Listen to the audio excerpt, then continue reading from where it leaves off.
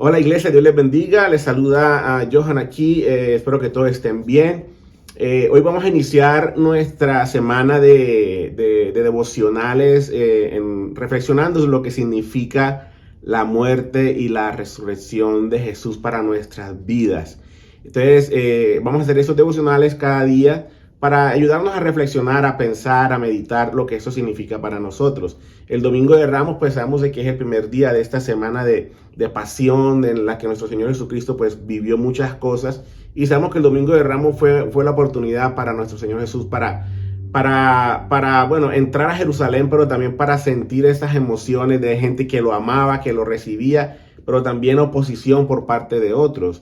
Y sabemos que inmediatamente después que él entra, él pasa esa noche, va a Betania y luego regresa otra vez a Jerusalén, y encontramos allí inmediatamente, se cree que esto pasó el lunes de esa semana, esta escena tan interesante que es donde Jesús, sabemos que entra al templo y se molesta, está furioso, voltea las mesas, regaña a los que están allí y dice unas cosas bastante interesantes que nos crean esa pregunta a nosotros sobre si la rabia, la frustración en nuestras vidas es algo que podamos mostrar.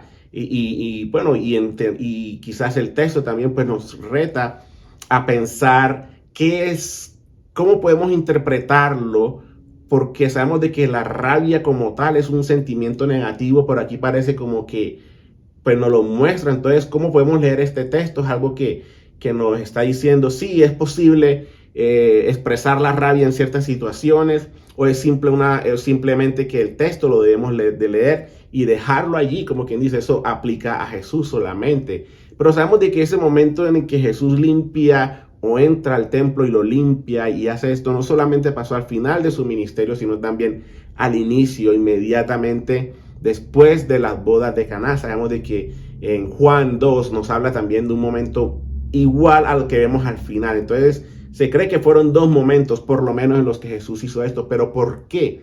¿Por qué fue tan importante y necesario esto, que los evangelios, los cuatro evangelios nos dan esta escena en donde vemos a Jesús expresándose de esta manera? ¿Qué motivó a Jesús o qué argumentos tiene Jesús si le preguntáramos por qué lo hiciste? ¿Qué ejemplo me estás dando a mí como discípulo en cuanto a cómo manejar mi rabia? ¿Cuándo se justifica la rabia? Entonces vamos a mirar el texto y vamos a leer de Marcos capítulo 11, versículo 15, y nos dice que llegaron pues a Jerusalén. Sabemos que esto es después del Domingo de Ramos, se cree que es el lunes. Llegaron pues a Jerusalén, y Jesús entró al templo y comenzó a echar de allí a los que compraban y vendían, volcó las mesas de los que cambiaban dinero y los puestos de los que vendían palomas, y no permitía que nadie atravesara el templo llevando mercancías. También les enseñaba con estas palabras: no está escrito, mi casa será llamada casa de oración para todas las naciones, pero ustedes la han convertido en una cueva de ladrones. Qué palabra, qué expresión tan fuerte, tan radical. Y es exactamente allí en esta escena, en estas palabras de Jesús, de su boca, en donde nosotros encontramos cuando se justifica en cierta forma expresar esta ira, esa molestia, este juicio. Y entendemos, bueno, Jesús entra y hace esto y lanza esas palabras y dice: no está escrito, mi casa será llamada casa de oración para todas las naciones. Es una pregunta que él le hace a la gente que está allí, que está diciendo, bueno, y este hombre se volvió loco. Imaginemos al pastor entrando a la iglesia, pateando las mesas y esto. Bueno, ¿y qué es esto? ¿Acaso qué pasa aquí? Imagínense a Jesús haciendo eso y la gente preguntándose, pero esto lo acabamos de recibir como nuestro Salvador, como el hijo de David, y ahora está haciendo todas estas cosas. Entonces, ¿cómo podemos entender esto? ¿Qué vemos aquí en este texto que nos ayuda a entender cuándo se justifica esto? Y por lo menos de entrada sabemos pues de que al leer eso, dice, mi casa será llamada casa de oración. Creo que hay un elemento muy importante, es el elemento de el propósito para el cual se creó o se construyó el templo en ese tiempo, ¿no? Era para la adoración, y sabemos de que de que con la tradición, con los años, se fue volviendo un negocio en donde estos mercaderes aprovechaban estas fechas que eran muy importantes porque venía gente de todas partes a celebrar sí, la Pascua, por decirlo de una manera, recordar pues la salvación de Egipto y venía la gente porque era la semana en donde ellos traían también sacrificios, ofrendas para expiar sus pecados en el templo. Y sabemos de que se necesitaban ciertos animales y de acuerdo al estrato social de la gente tenían que comprar ya sea un corderito o palomitas. Entonces, no palomitas de las que se comen, sino palomas para ofrendar al Señor. Y estos mercaderes tomaban oportunidad para esto, subían los precios, no tenían consideración si las personas eran pobres, no les importaba realmente el corazón de adoración de la comunidad, sino hacer negocio. Y también eso beneficiaba en cierta forma a los fariseos. Entonces era algo bien interesante porque se desprendió, se deshicieron del propósito por el cual el templo existía, que era para adorar a Dios, para ofrecer esa oportunidad para reconciliar a Dios con el hombre. Entonces, mucha gente no tenía esa oportunidad o sentían esa opresión en cierta forma porque era algo financiero. Y lo otro, en donde vemos allí, que de hecho es Marco, es el único que pone esa frase, casa de oración para todas las naciones. Lucas y Mateo no tienen esa frase todas las naciones, pero Marcos me pareció muy bueno que lo puso porque el templo tenía un área a la afuera del templo que era dedicada para la gente que no era judía, de la raza judía. Entonces, pero que tenían, digamos, interés en la religión judía. Entonces a ellos se les permitía acercarse al templo, pero a esas afueras. Pero el problema era que ni ahí podían acercarse porque esas áreas estaban tomadas por estos negociantes. Entonces Jesús, en cierta forma, dice, quítense de aquí y denle espacio a la gente que de verdad quiere venir a adorar. Entonces esa frase de todas las naciones tiene que ver con eso. Entonces, de allí vemos puntos importantes que nos ayudan a entender por qué Jesús se molesta. A Jesús le importa la adoración que es pura, la adoración que es genuina. Cuando vamos a la iglesia, cuando cantamos, cuando adoramos, ¿cómo está nuestro corazón en ese momento?